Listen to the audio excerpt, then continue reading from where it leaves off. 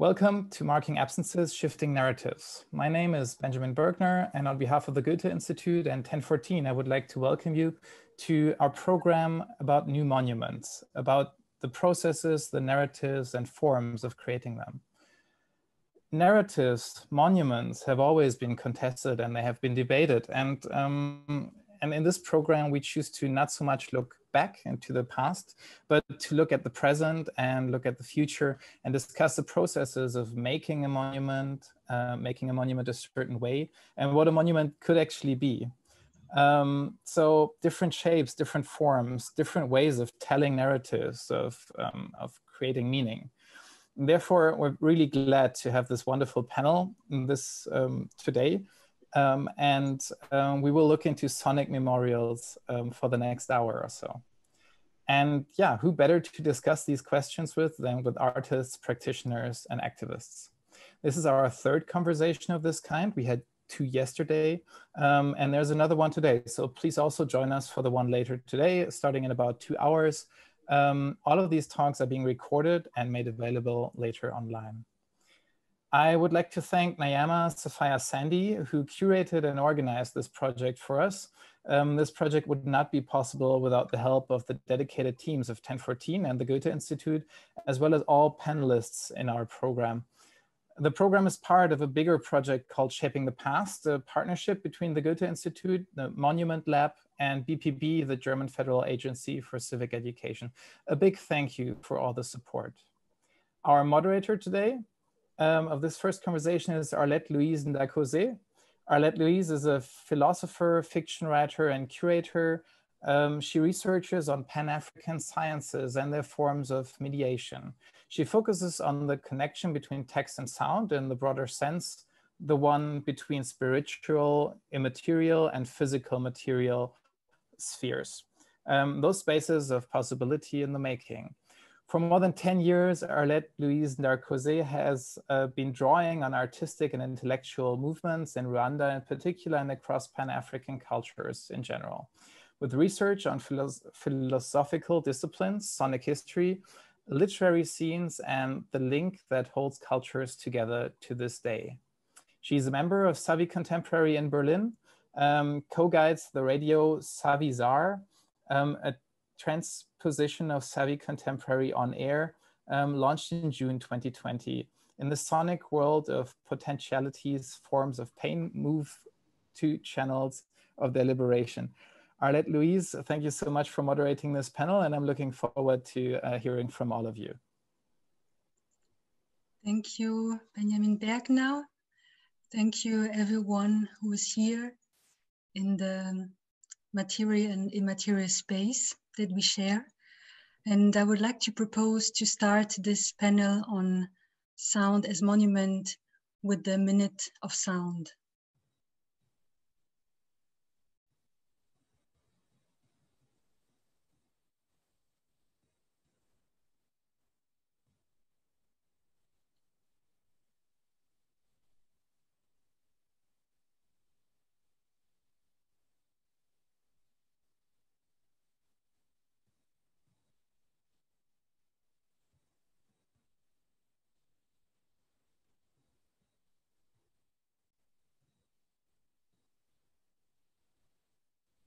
Thank you. I often realize when there has been a minute of commemoration in the schools I've been in Berlin. Often they were called minutes of silence, and I was curious about that silence, if that is ever possible. And I think of vibrancy, of all that what the panelists today are working on, this immaterial, material spaces in between the transitions. And saying that, I'm very much honored to share that time space now with you, with Arielle Julia Brown, Natalie Hopkinson, and Ricardo Robinson. And because our time space now that we share now virtual is quite limited, at least in that narration of Western construction of time. We have 1 hour, and I would like to possibly make that hour your hour, and all of the persons you remember and that you bring into the now, the present tense, and this tense present that we live in right now. So let me introduce you to the panelist. Arielle Julia Brown is a creative producer, social practice artist, and dramaturge. Emerging from your work, as I see you now, emerging from your work and research around US slavery, racial terror and justice, Arielle, you're committed to supporting and creating Black performance work that commends imaginative and material space for social transformation. This will be quite a short introduction to allow us time together. Then I move to Lavender Freddy, which is the alter ego of Ricardo Iamuri Robinson. You're a conceptual sound artist, composer, and prophylactic Afro-electro dance time traveler. In your works attend to patterns and forms in sound and space, using deep listening techniques and reproduction technologies for engaging sonic influences and reforming social awareness. You call this artistic study son archaeology. Now let me welcome Natalie, Dr. Natalie Hopkinson. You're an associate professor in the doctoral program in Howard University's Department of Communication, Culture, and Media Studies. Your penetrating essays blend the humanities, public policy, and advocacy. You are author of books and essays, and your scholarship and work as a co-founder, you are the co-founder of the Don't Mute DC movement. And this has influenced the legislation to make go-go the official music of Washington, D.C. in 2020, actually this year. You currently serve on the D.C. Commission on the Arts and Humanities. Welcome, everybody. I would like to let us travel in that time throughout three, I would call them pillars of time-space. One is public recognition or public threat, also in terms of gentrification, which you all work on. The next one is the meaning of traveling routes. And the last one is the source of joy in the way you come together, the source of spirit. So I would like to also bring into this conversation the works you work on by visualizing them. And this I would do with the shared screen. Let me know if you can see this right now. This one is by Arielle Julia. Let me see here. You see it better, I think. Arielle Julia Brown. And these are projects that you're working on. The Love Bound project, which is remembering the lives of children which have been killed, and the mothers who remembered them. Remember 2019, which is remembering 1919 and the violence which occurred then, and Black Spatial Relics, which is about the violence, and you much work also on enslavement and remembrance of that. In one of your memories of one of the gatherings, which was in 2018, you say, "We are still here.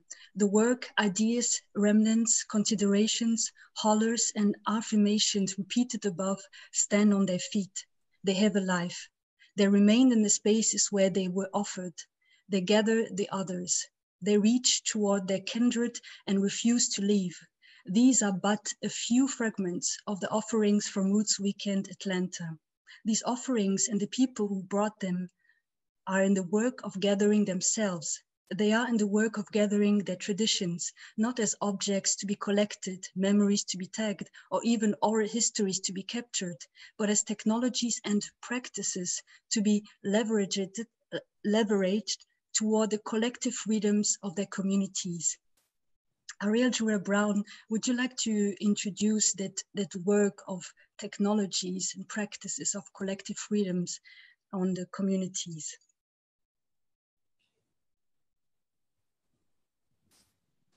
Indeed. I am actually deep in a process of troubleshooting some technology right now, so y'all will roll with me. That is definitely a part of the work, especially in this Zoom moment. I'm going to share a bit about my work in a collective called Remember 2019. And I will share my screen to do so.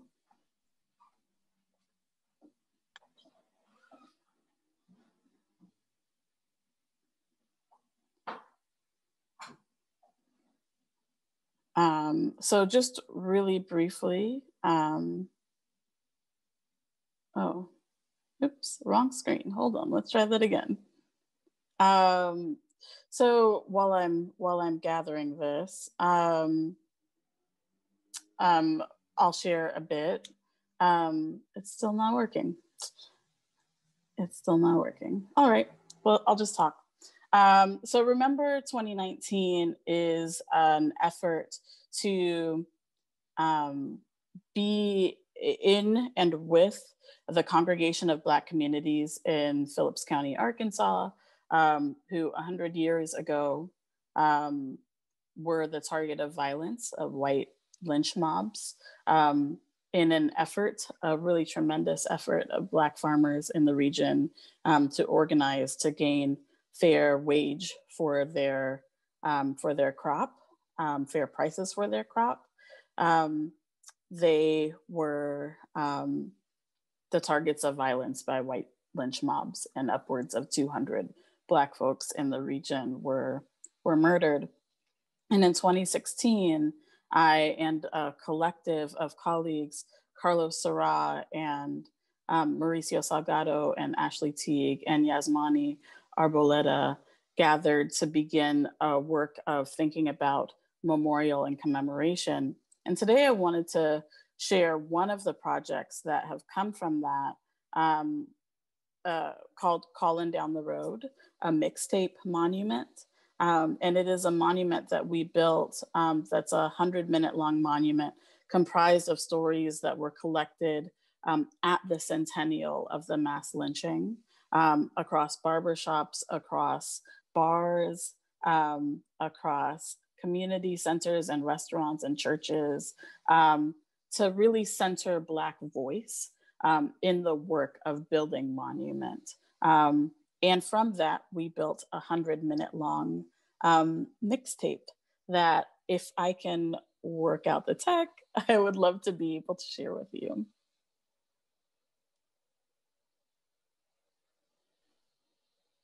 Thank you for that. Yes, I hope that it works in the course of that hour.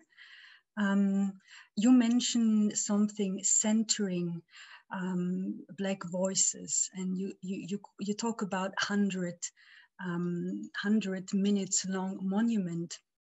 I would like to open up the conversation by presenting further work so that we can dive together in a common conversation. Which I find interesting is how also narratives has been splitting communities, and in that sense also the fact that we all share space in that on that planet. I would say more planet than Earth, because Earth has been a field of much of violence. But what we can say is that the planet is not something we can even pretend to own, because it resists representation. And in that narrative, Ricardo Robinson, with your alter ego, Lavender Freddy, you very much pick on very seriously how narratives have split humanity, the ones who share humanity, and you do it in a very, very lively way. I will come to that on the next topic about how joy brings us together. First, I would like to also remember one phrase that you pick up on, which has also transformed a certain narrative. And this is a sentence by Alicia B. Walmsley, who herself also is inspired by Afrofuturism. And she has been part of in artwork series on billboards, and shared this sentence: "There are Black people in the future." This has been a big debate in that artwork series by John Rubin, an art professor. And in Pittsburgh, many people have discussed that, which I find interesting in that sentence. I think you will go more into that, is the present tense. There are, and not there will be, and the projection into something which we might not see yet, but which we are building continuously. What you do with your work is shifting also narratives in the imageries, and interesting titles you give them. We can see them on your website. You talk about your work as a media time traveling creative selfies, which we have here. What had inspired that traveling of time that we can see you next here to Muhammad Ali as a very encouraging source, spirit for the reconnection of Afro descendants and their ancestry?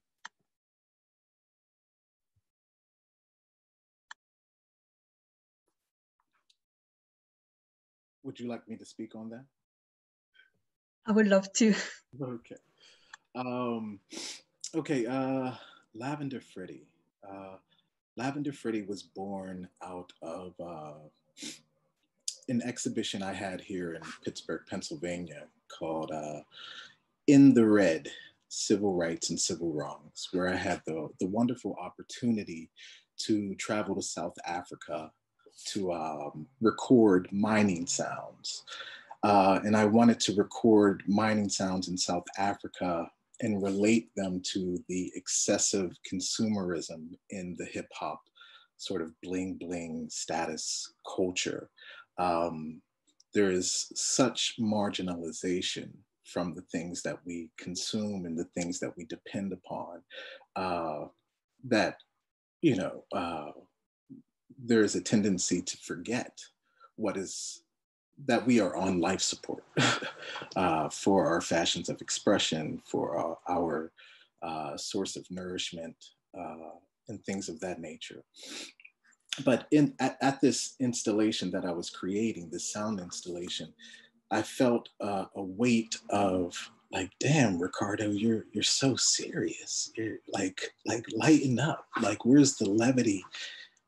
You've created all of these pieces that are protestations and feel the need to speak on something.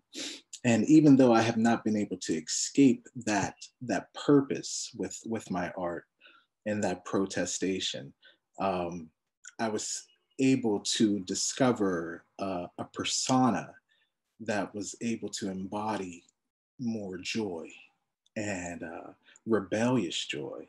And that was Lavender Freddy.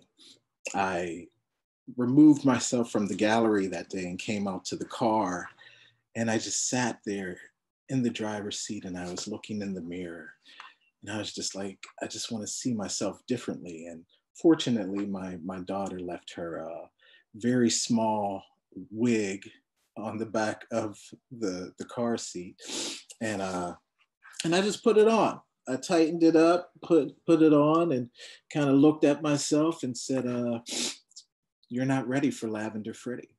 And that was it. It started this sort of flood of creating this purpose for this persona. And as it still continues to have this movement, I'm discovering that it's challenging the authenticity of narratives, the authenticity of news. It's challenging selfie surveillance. It's challenging the algorithm that has the power to manipulate one's search to be informed. And I have a relationship with various ancestors that have expressed themselves creatively and passionately. And just with such greatness, such as James Baldwin and Nina Simone and Muhammad Ali. And if I have these relationships with this media that has preserved these moments and created these copies, these digital copies that exist today for us to engage with, that's a real relationship that's going on, you know. And I was just like, well, perhaps I can insert myself into these spaces, these visual spaces. So I started to look for very rare photographs of just media, photographic media of these different icons and these my heroes, and I inserted my selfie into these photographs and gave myself the opportunity to exist in that space visually, and then really think about what type of relationship would I have had, even though the main narrative of Lavender Freddy is detective work and investigation to answer or respond to Marvin Gaye's question statement, what's going on? So I have a very strong relationship with Marvin Gaye's 1971 masterpiece. And through that sort of point of departure, it's going to lead me in spaces that will uncover certain things that get me mentally dirty, exhausted, and knowing that I've created this avatar that exists in these public virtual spaces, I have to protect my mind. Because there's a lot of painful things to uncover. And then how do I acknowledge that these people were human beings and also flawed and had certain, you know, decisions that they made that probably would get them canceled today if people found out about them. So I have to create my own personal relationship with people's humanity and the decisions that we have made in our lives and stuff like that. So yeah, Lavender Freddy is just kind of evolving into this expression that is really challenging the virtual spaces because now the public has become virtual.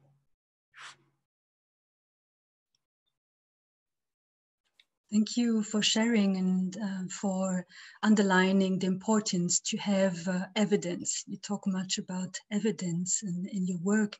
I don't know if you had seen the works, if I had even shared it. I thought it was, but this is the work we talk about, because I wasn't sure if you had seen it before. And the inspiration that you also continue in your songs, and your sounds are like this sentence: "There are Black people in the future." Now I would like to open up our full score and angle of conversation with Natalie Hopkinson. Natalie Hopkinson, you would talk about the go-go unmute movement and the fact that you have brought it into the legislation of go-go music being the official music of DC. What I found interesting in your work is how you keep on remembering also the fact to understand that the civil rights movements, the ones who have fought for more space for acknowledgement of Black people, that it is something which has now in the United States not necessarily taken on a real change. It means that gentrification is still on. And I found interesting in one of your essays what you make of it. So I will read this quote, and then I will let you introduce you to your project. You say in 2001, In the small act of choosing to buy our home where we did, I believe that we became part of a growing group of African Americans who are picking up where the civil rights movement left off. From our perspective, integration is overrated. It's time to reverse an earlier generation's hopeful migration into white communities and attend to some unfinished business in the hood. With an urban renaissance raging and white gentrifiers flocking to previously scorned sections of the chocolate city, the stakes are rising every day, presenting an added challenge to what W.E.B. Du Bois called the talented tenth of Black Americans. We not only have to invest in the inner city, but we can't let white people beat us to it. Natalie Hopkinson, thank you for being here. And I would like you to introduce yourself to the projects that you have. Sure. First of all, thank you for just pointing out that there are Black people in the future, that grammar shift. I had heard about this project in Pittsburgh from a friend who told me about that, and I did not pick up on that. The tense, there are Black people in the future. So fascinating. So looking at the essay from 20 years ago, I was just out of Howard University. I was full of, we come out of Howard with our chests puffed out, and I just look at it and I knew so little back then. I was right. The city has completely, we've had almost a complete flip. In the neighborhood where we did end up buying our house. And a lot of my work in the last 20 years has been about remembering and fighting that erasure. Chocolate City is I have so much more nuanced even view of what Chocolate City is. It's a refuge. Parliament Funkadelic christened DC Chocolate City in the mid 1970s. It was inspired by all of the political gains. It just elected its first Black mayor, around all the chocolate cities, Atlanta, Cleveland, they named, George Clinton named all these, but he said, but you're the capital, CC. And it's just a beautiful place of creativity, innovation, scholarship, and, Black empowerment. And go-go music, which also came out of the 1970s, was the expression. It is the soundtrack.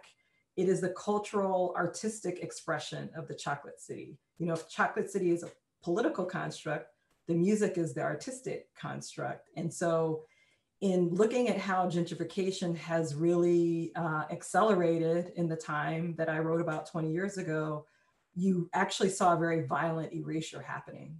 And it came to a head at this corner of Florida Avenue, U Street and Georgia Avenue, right near Howard, this Metro PCS music store. They used to sell go-go, and they played go-go outside. Gentrifiers demanded the music be shut down. And it just unleashed this amazing movement. 80,000, we put a petition together, 80,000 people signed it from around the world. Really only half of them were from the DC area. I mean, we had 97 different countries signed our petition. We had, we kept doing these activations where we brought music in, and we brought it to bear on a whole lot of issues that were facing the Chocolate City, from them closing the only hospital that separated, but in a neighborhood, the blackest part of DC, separated by a bridge. We used the music to fight back against them taking away a new high school that was being built. We advocated for a halfway house, and to get that to bring back, because returned citizens were also being displaced from DC. And so the music turned out to be like this magical, powerful source of giving a voice to the issues of the Chocolate City. And so that's what Don't Mute DC is about. And so getting the legislation making DC the official music, that was like sort of one of the crowning achievements, is that, it is cemented at the center. And, Councilman Kenya McDuffie introduced this legislation, and also secured funding behind it as well. So we're looking at about $3 million in investments that's going to go-go artists, that's going to institutionalize go-go. You know, we're working on a go-go museum. You know, we just want to keep going, keep, you know, giving a voice and lifting. Actually, everybody has a voice, right? We want to continue to lift, amplify the voices of the Chocolate City, and it's just the drums are just, they're magic.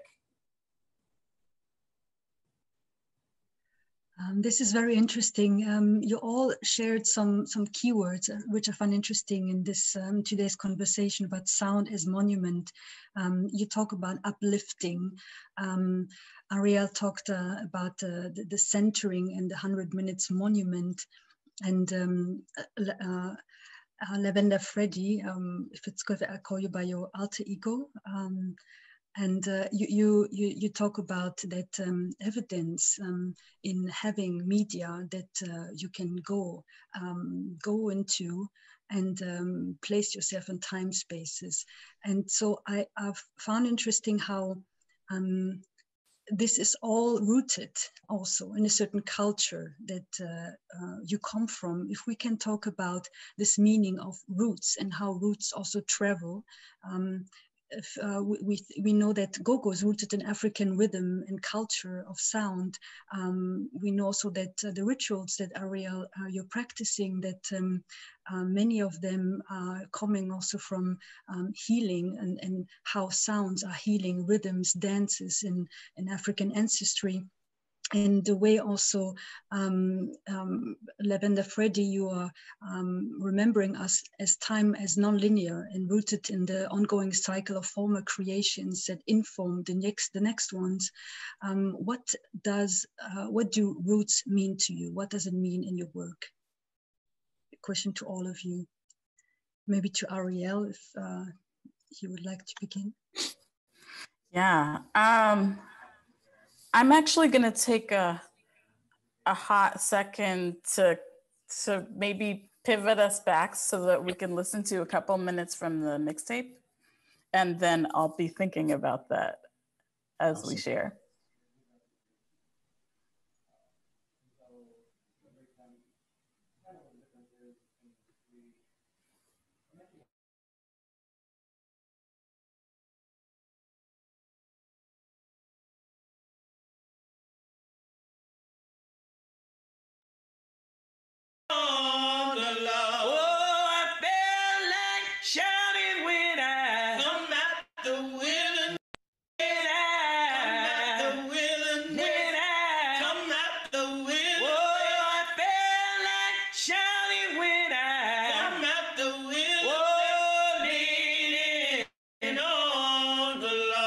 My father always said, beg nobody.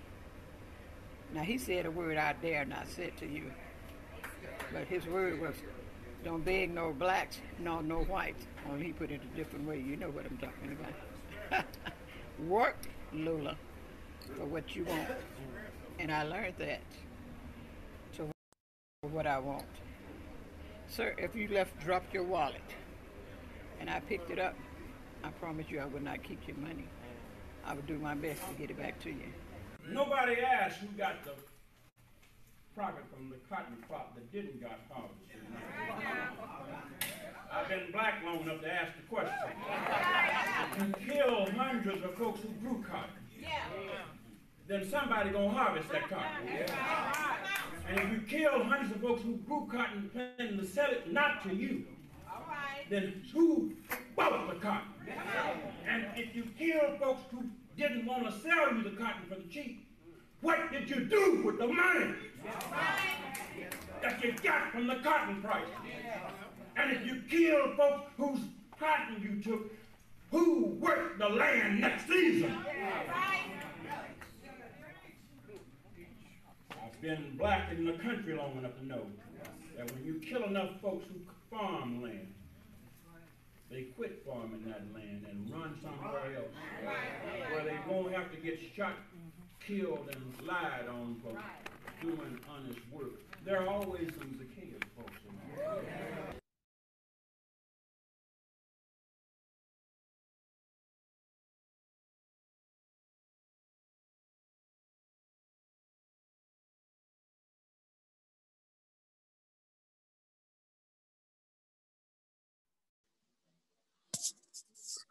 Okay, awesome. That's fascinating. Can you hear me? Awesome. Yeah. You can't hear me? I can hear you. Okay. Okay, good. I couldn't hear any of that, but I'm so glad that it sounds like you guys were able to hear that. Beautiful. And I just want to lift the voices of the people who are shared, that it starts with the Como Mamas sharing Come Out the Wilderness, that we move into hearing from Miss Lula Nunn, who is an elder in community in Phillips County, sharing about the things she learned from her father. And then we move into hearing Judge Wendell Griffin preach to the truth about reparations and about tracking and counting resource stolen and lost, in addition to lives lost. So I think that for me, you asked this question about roots, and how does sound have relationship to root? Yeah, I think that there's something so deeply opening and heart opening, spirit opening about hearing sound, hearing voices that are familiar to you, hearing cadences of speech that are familiar to you, and to hear the amplification of that. There's something that connects us from the base of who we collectively understand ourselves to be, as I feel was some of the case of what we felt in Phillips County when we hosted a series of listening parties. And we hear that amplified to the size and scale that it's worthy of being at. So yeah. To add my perspective as far as roots, as soon as I hear the word, I think about connection. I think about support. I think about foundation. And it's interesting as far as what I gravitate towards, or what has that magnetism, what attracts not just my fashion, because there's so many expressions of like the fashion of freedom, the fashion of being conscious. What is the complexion of my consciousness, you know? And what I mean by that is that it's a lot deeper now for me at this point in my life. I'm focused on frequency. Like, how are you resonating? How are you navigating throughout the space? The engagements that I have with brothers and sisters and human beings, people that I believe would be close to me, just because we reflect each other's legacy and heritage, sometimes turn out to be antagonistic. So frequency somehow transcends the body, transcends the various compartmentalizations that we create in order to identify with groups. And it's interesting to feel rooted to a statement, made or recorded centuries ago. And then and it moves you, it stirs your soul. And then you do more research and you find out that person's voice, even though it reached you in 2020, if they would have met you in back then, there would have been a look upon me as a dehumanized sort of a dehumanization, a despiritualization. So it's interesting to have these connections with all of these sources of media, be if it's music that's coming from generations and being passed on, be if it's literature, all of these various expressions of I am here and this is what I have to say, you know, they're all resonating. And that's what I look at as roots for me, the frequency of how something resonates, because the fashion can definitely sway me to dislike you, you know, or have some sort of prejudice towards, you know, your humanity. But sometimes certain things are said or expressed that truly move me to, you know, that I'm so grateful for. And so yeah, when I think about roots, I think about frequency and resonance. So what I'll add to that, like I'm somebody who, you know, my parents are from Guyana. I was born in Canada. I lived in the United States and several states. And I don't feel, I mean, I feel rooted to DC because I've been here the longest, but it's like the roots are taken out for me because it's been, you know, the gentrification has just totally transformed the space. And really coming here, I felt like that's what my idea of the Chocolate City, like this is a home, you know, for Black people in a country that hates us. And, you know, the fact that it's like it's you can't get rest, you know? So it's like these spaces are being disrupted and you can't get rest. So it reminded me of this play, and I had to pull up the quote because I can't say it better than her. Winston Pinnock, she did this play called Leave Taking in the UK. And one of the characters says, "You think things would change by now. My grandfather's grandfather came from Jamaica in the hold of a ship. My mother did run away to Cuba in the 20s to cut cane, and I came here. It must be some kind of curse that condemns our people to wander the earth like ghosts who can't find rest." So, you know, I really thought about that, but when, you know, to just pull it back to, you know, we're talking about sound as monument, you know, if there is a home, you know, it's sort of those frequencies that you were just talking about, you know, it's our music, it's our culture, it's the thing, it's the art, it's our expression, it's the things that move. And that's our home, but I don't know that we're still trying to find a place to rest. Mm-hmm. Mm-hmm. Yeah, that's deep. Sometimes I think we perpetuate the disconnection, the alienation, when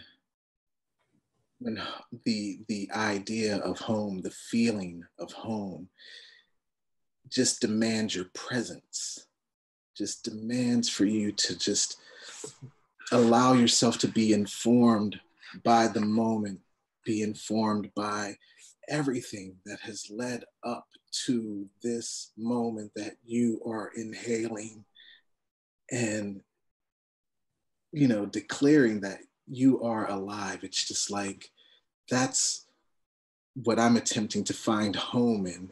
I can't depend upon this interface that has been imposed upon this world. I can't depend upon Pittsburgh, Pennsylvania. I can't depend upon the United States of America. I can't depend upon these symbols in this this sort of the first sort of internet that was imposed upon the world. I have to tap into something that's beyond that, and just to like find comfort in just the moment. I don't know if I'm going to make it beyond this day to the end of the week. So it's like I have this opportunity to like be here right now and make it home right now, make it paradise right now, discover that joy right now, no matter what is coming at me, you know, no matter what my art is protesting against. I do not want to be a reactivist. I will want to be an activist in my own life. And yeah, so I encourage everyone, like, if you can find that moment of making now home, like, this is incredible what we got going on here, you know? Well, but I want to say, like, so even, so one of the reasons why I was tuned into there are Black people in the future is that I have some students that are really into Afrofuturism. You know, I had a student who said, what can we write about the Black experience? What can I study about the Black experience that doesn't have to do with our chains in America? And I said, there actually isn't anything in America that doesn't have to do with our chains. But that's when she sort of got on this bit about Afrofuturism, you know, and thinking about, was that children's book, But the People Could Fly? Yes, yes. You know, where they're talking about, you know, the you know, enslaved people, and they would, you know, at night they would, you know, travel, and, you know, people, this sort of magical surrealist world. Those are the places. So our imagination, our art, those are the places where, you know, that transcend our chains. So it's amazing. So I actually had a question for you, Arielle. I love the mixtape so much. And we're actually, as part of this investments we got from the city, we're doing these go-go oral histories. We're going to try to do 100 go-go stories. We're doing oral histories. We're going to train community, you know, community oral historians. And I just wanted to hear a little bit more about, because I mean, it was wonderful and I loved hearing it. And how did you decide on, like, what was the process of deciding, and who did the interviews, and where are they housed? Where do they live? Where do those stories live? Absolutely. Thank you for that. And I just want to, like, while we're on this vibe, I want to say that it's no accident to me that, you know, as someone who does work around memory and memorial and monument, that I'm interested in performance and sound that is an ephemeral but really eternal, like, form, and that runs so parallel to Blackness, that our bodies are, like, deeply material, deeply human, deeply, like, built to fall away, but also that, yeah, we are eternal, you know, and we are in the future. Yeah, so a bit about the work in Arkansas. Actually, if y'all could pull up my slides, thank y'all. I would love that. So I could briefly show you a bit about that work. You can learn more about that project at remember2019.org.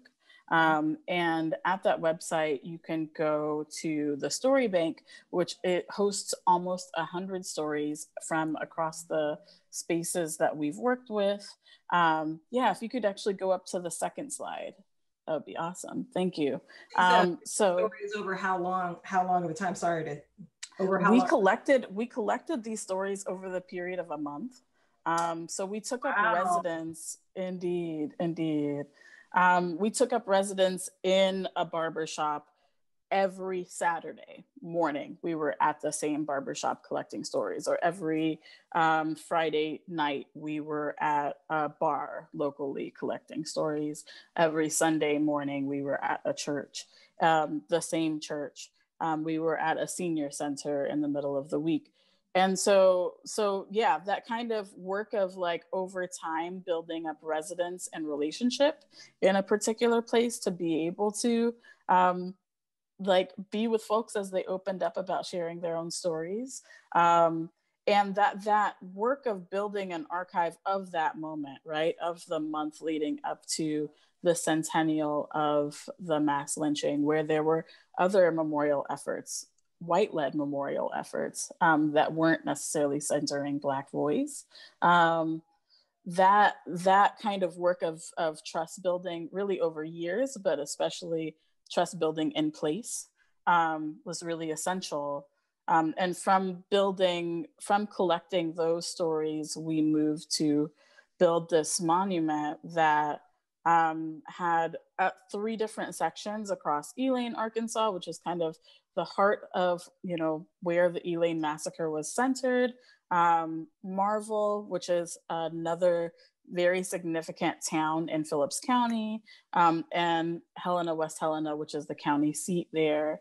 And the stories ranged. We talked to young people in high school who were just talking about growing up and life. And we talked to elders in our community who talked about their journeys through the Great Migration, through leaving, through moving north, and then deciding to come back home. Yeah, and you can find that mixtape on our website as well. So I'm sorry, one more question. When you say we, how many people were on your team? Yeah, there's 5 of us. And I mentioned their names earlier in the gathering, but yeah, we were doing it was, and we were full-time doing this with this project when we were collecting those stories. So that's important to note as well. Yeah, and I would just like to share the last 3 slides really briefly, because after the mixtape was built, we decided to host a series of listening parties for the community. So this party was a gathering in front of The Spot, which is led by a community member named James White. It's his general store in Elaine, and this was just a loud Black party on Main Street, which doesn't happen as much as it should. This is a gathering outside of MM Tate, which is the old Black school in Marvel, Arkansas, which is now a current community center. And it was kind of the closing ceremony, the closing circle, where a song was raised and we were able to kind of be together and share intention for the futures, right? Our futures in this space. And this was our listening party in Helena, West Helena, at the home of Faye and Louise. And this space was really a space for them to share, as I was speaking of, their migration stories with community, and move that through really the grandeur of their home.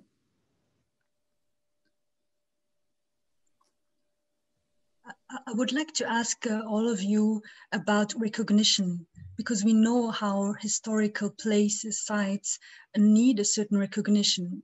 It has unfortunately much moved to a law system, which is not there necessarily for peace, but to claim property. And when Arielle, you talked about trust building.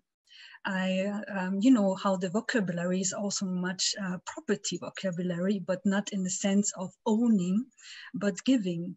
So I would like to understand, where do you seek recognition in your artwork?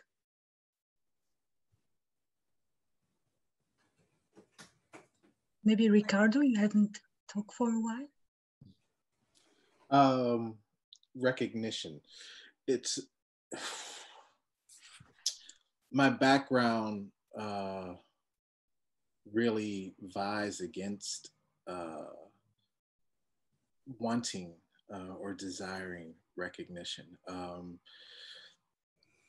And I don't know if I was just pretty inundated by Taoism in my youth, but there's this sort of, you know,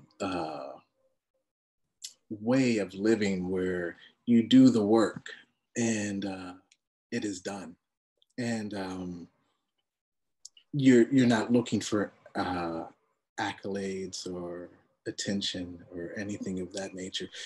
You're just doing the work. So it's if the recognition comes, I'm just really grateful that someone has offered their attention to the artwork, because that offering is so sacred, especially in a time where the attention span has become like this. You're going to take the time out to really explore what I'm sharing, you know.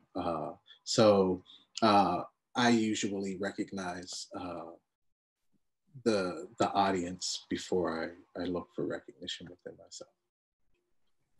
Yeah, I want to add to that.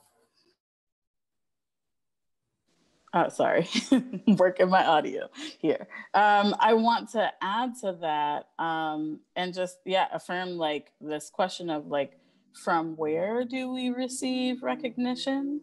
And how do we center, yeah, and place value upon who's seeing, whose witness is most important. I think,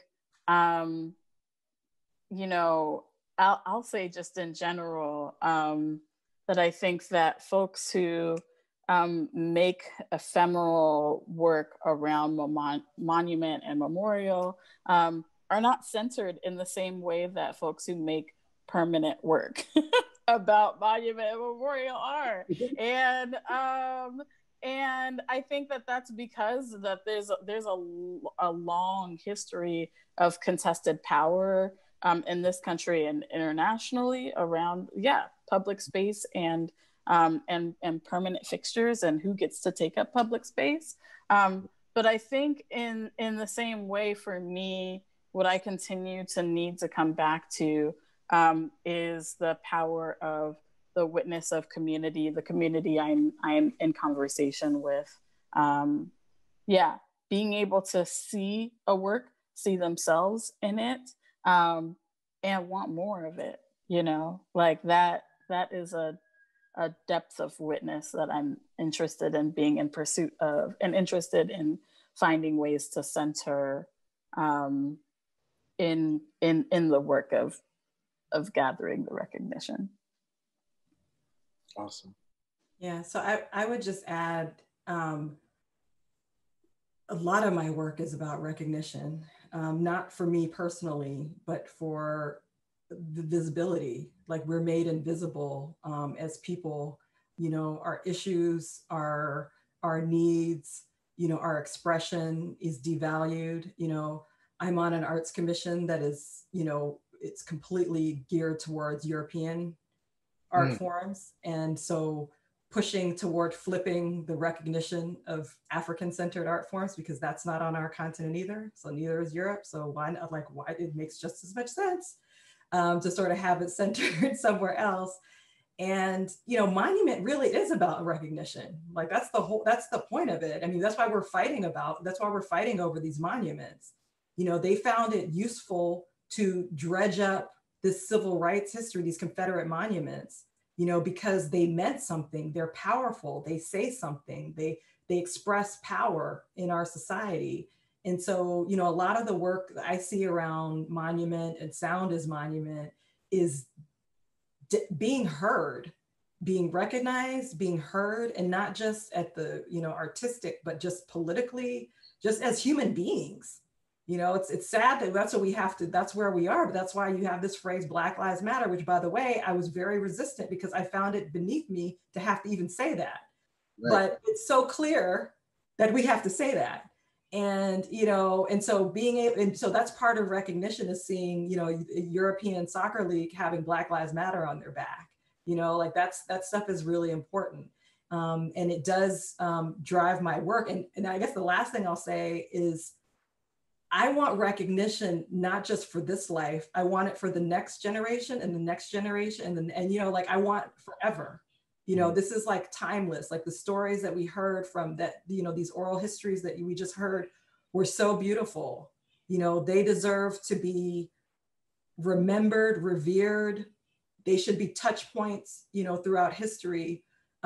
Just like, I don't know, George Washington's dentures or whatever crazy stuff is there. You know, like we have so much catching up to do, you know, so that's what a lot of my work is, you know, thinking about the archives, thinking about who am I speaking to 100 years from now. Right. In that context, you have my full support. And it is important work. The thing that I try not to get tripped up with is imitating a sort of imperial consciousness, or imitating a sort of colonialism. And I have to, like, like when I think of the phrase sound as monument, it's like ephemeral meets preservation. It's an oxymoron, sound as monument. So for sound to be so transitory, in order to make it permanent or strive for this sort of preservation, you have to loop it, an eternal echo or something like that. But then you're dependent upon a technology that you've been marginalized from, as far as what labor went into creating these recording devices, what people, you know, what hands, what humanity went into creating the, you know, the algorithms and the devices that we're using to preserve and to create these monuments. So I think it's very interesting to, it's very important for me to like investigate the tools that I'm using in order to create these works of art that will be received by whomever. And yeah, as far as there's so much stuff. There's so many layers. Well, it's also like, you know, you also have you have the cultural logic that's rooted in Europe and, you know, sort of imitates that, and then you have it, you know, elsewhere. So, you know, we're an oral, you know, traditionally, you know, a lot of these stories are oral, and these are actually stories that are handed down.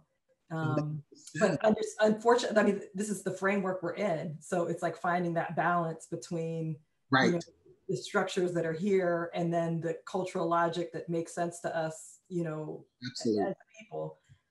So that's hard to figure out where that mix is. But I think it's that project, Arielle. I love it. That is dope. I specifically asked that question also because, Natalie, you have made such a great accomplishment, such a, you know, monument by making, contributing to go-go music being the official music of DC. But still we know that legislation hasn't always served to the people, which has not yet been recognized as part of the American society. So I wonder how that culture, which has been much subculture in bringing the family together, how is that something that you feel that needs to be preserved? How do you preserve it? Where is the source of rest? You talked about where is the place of rest, and this will be the final question to all of you. And if I may, before you answer, because there I want to also give recognize to the work you've done by playing 1 minute of Chuck Brown. And so it's the go-go music. Yeah. Exactly. Yes. This is a concert from 1979. Wow. All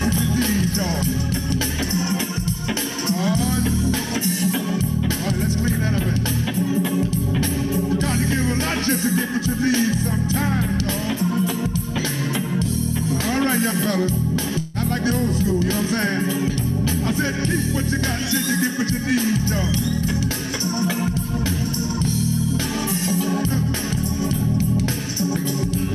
You got to give a lot just to get what you need sometimes, y'all.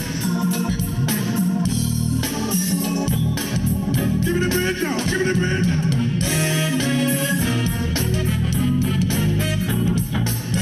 I feel like busting up. Give me the bid, y'all. Give me the bid, y'all.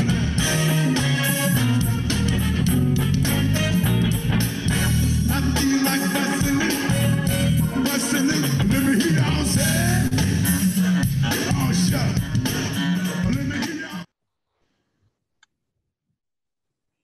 Oh, yeah. Yes. So the question was, where do we rest? So this is actually going to be my next meeting today. So I'm working a lot on archives, you know, so the Go-Go archives, we got an investment. That's part of the investment. So we're working on these oral history projects and capturing the stories and making sure they're in the library, which will be forever. I believe the library will be there 100 years from now. So that's where I'm working.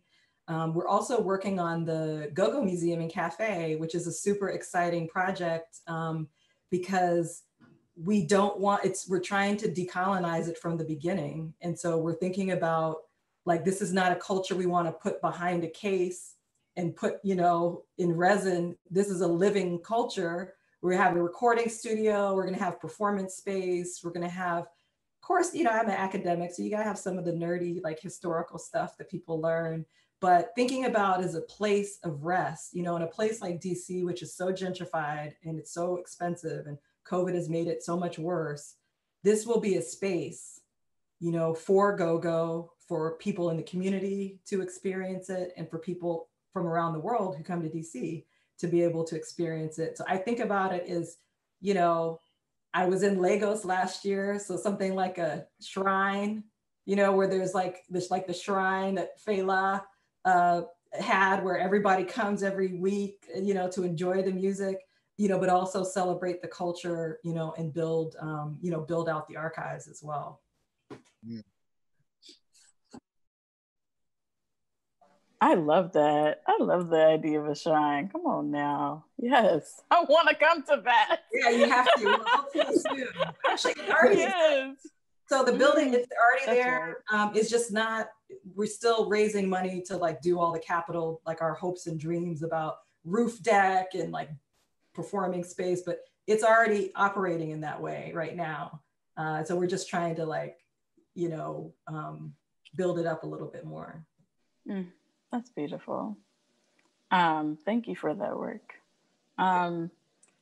Yeah, I want to lift, yes, this question of where do we rest, when do we rest, how, you know, and, like, amplify the work of the Nat Ministry in that, like, fervent questioning of that for us.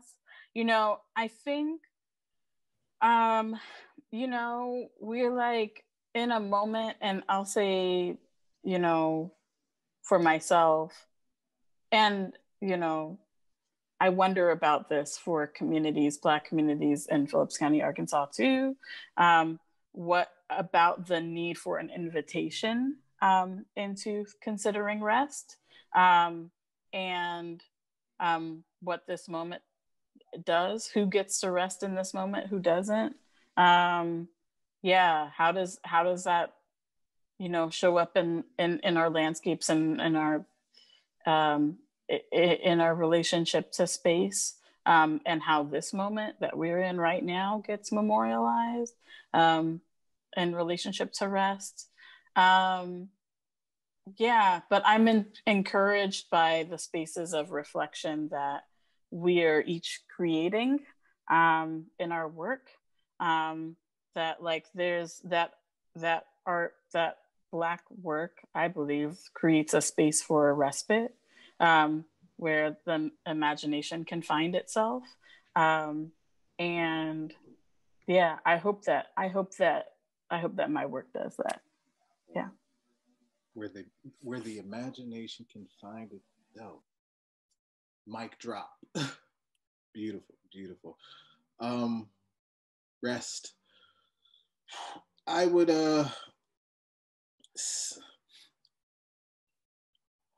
basically, I just want to say, when I am resting, when I find myself resting, there is still movement going on. So I just encourage everyone to find rest in the movements that we create moving forward.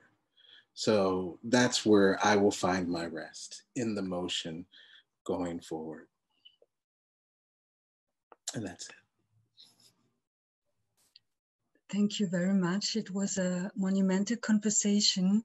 I would like to wrap it up and to let the cycle continue in the different connections, frequencies, and transcending sonic vibrations with something which has inspired me when I listened to a conversation between Natalie Hopkinson and Frank Sirius, which was on the Atlantic. This is a conversation you can find, you can still find on YouTube.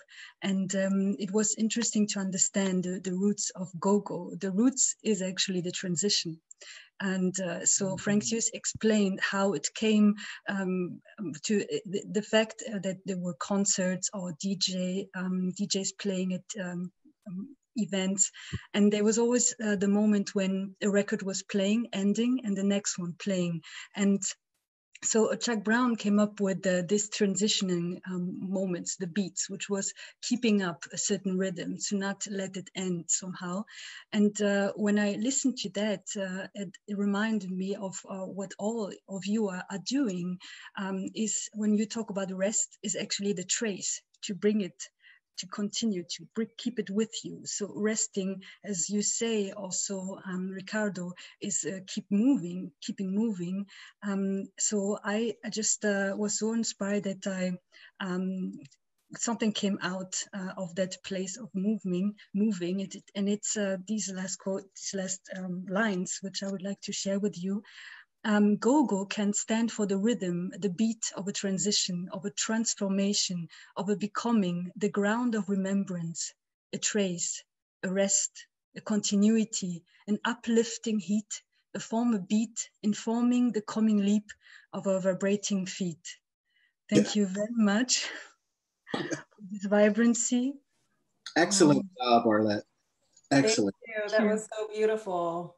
Thank you. Beautiful, beautiful. Yes. Indeed. Thank Beautiful. you so much to all of you. We're at the end, and I just want to point out, well, first of all, I want to thank all of you and all of our audience who are still here. And I'd just like to say that we have another conversation coming up in 45 minutes called A Matter of Public Inspiration. That is with Naila Opianga, Walter Cruz, Hank Willis Thomas, Gerald Cooper, and Kanisa Shaw. So register and tune in on Facebook in 45 minutes. And also, if you are interested in another talk on History is Listening, it's titled History is Listening, Race, Sound, and Living Archives. That is something done by the Goethe-Institut in Boston with Boston-based scholar Luis Chude Sokai and Berlin-based sound artist Emeka Okpo will take place on Thursday, and you can find out more on their website. Thank you all so much for coming and for this phenomenal conversation. And yes, and I hope you'll stay connected in one way or the other. Absolutely. Thank you, Goethe-Institut. Thank you. Thank you. I feel so inspired by you all and your work. Thank you. Yes, same. Yes, thank you. Thank you so much. All right. Bye-bye.